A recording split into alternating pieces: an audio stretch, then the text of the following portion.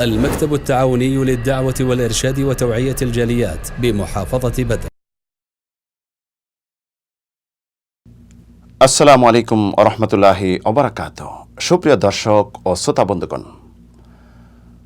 আমরা ছোট্ট একটি পরীক্ষা নিব আজকে। এই পরীক্ষাটি হলো, আমরা দুনিয়াকে বেশি ভালোবাসি না আখিরাতকে ভালোবাসি? দুনিয়ার জীবনকে প্রাধান্য দেই না আখিরাতের জীবনকে প্রাধান্য দেই? আমরা সকলেই জানি দুনিয়া ক্ষণস্থায়ী, আখিরাত চিরস্থায়ী। তারপরও আমরা কোনটাকে প্রাধান্য দেই, এর উত্তরটি আজকে আমরা জানব। ইমাম আলী রাদিয়াল্লাহু আনহুর কাছে এক ব্যক্তি আসলেন। আসার পরে বললেন, উরিদু আন আরিফু হাল আনা মিন আহলি দুনিয়া আম মিন আহলিল আখিরাহ।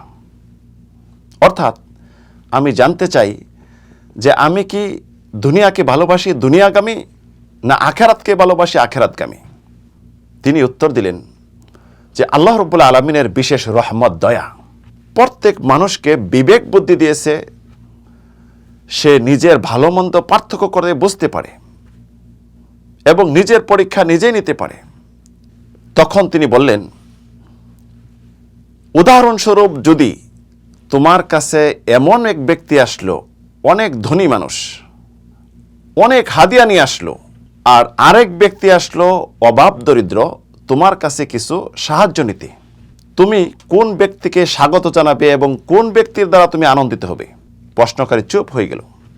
পরবর্তী ইমাম আলী রাদিয়াল্লাহু আনহু বললেন, যদি তুমি ধনী ব্যক্তিকে স্বাগত জানাও যে তোমার কাছে হাদিয়া নিয়ে আসছে দুনিয়ার সম্পদ বৃদ্ধি করার জন্য এবং এতে তুমি আনন্দিত হও, তাহলে বুঝতে পারবে তুমি দুনিয়াগামী, দুনিয়াকে ভালোবাসো। আর দ্বিতীয় ব্যক্তি যে অভাবী, ফকির মিসকিন যে আসছে তোমার কাছে কিছু নিতে, তুমি যদি তাকে স্বাগত জানাও, তার দ্বারা আনন্দ বোধ করো, আনন্দিত হও, তোমার কাছে কিছু সম্পদ নিয়ে গেল, এতে তোমার আনন্দ লাগে মনে, তখন তুমি বুঝতে পারবে যে তুমি আখিরাতগামী।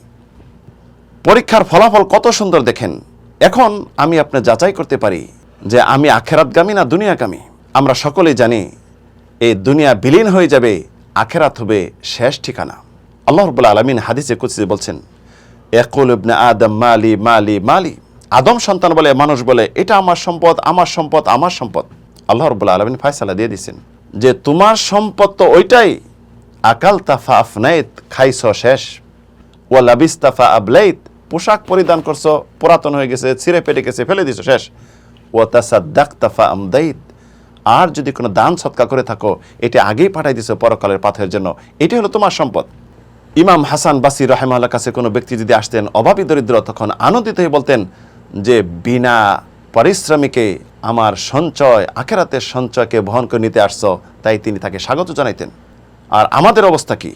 আল্লাহ রাব্বুল আলামিন তাই ইরশাদ করেছেন, বাল তু'থিরুনাল হায়াতাদ দুনিয়া ওয়াল আখিরাতু খায়রু ওয়া আবকা। কিন্তু তোমরা দুনিয়ার জীবনকে প্রাধান্য দাও, তবে জেনে রাখো আখিরাতের জীবন হলো উত্তম এবং স্থায়ী জীবন। আসুন আমরা নিজে পরীক্ষা দিই, পরীক্ষার রেজাল্ট কি হয় এটি আমরা বের করি। আর যদি দুনিয়াগামী হয়, দুনিয়াকে পরিত্যাগ করে আখিরাতগামী হই। আখিরাতকে ভালোবাসার আল্লাহ রাব্বুল আলামিন তৌফিক দান করুন। আমিন, আল্লাহুম্মা আমিন।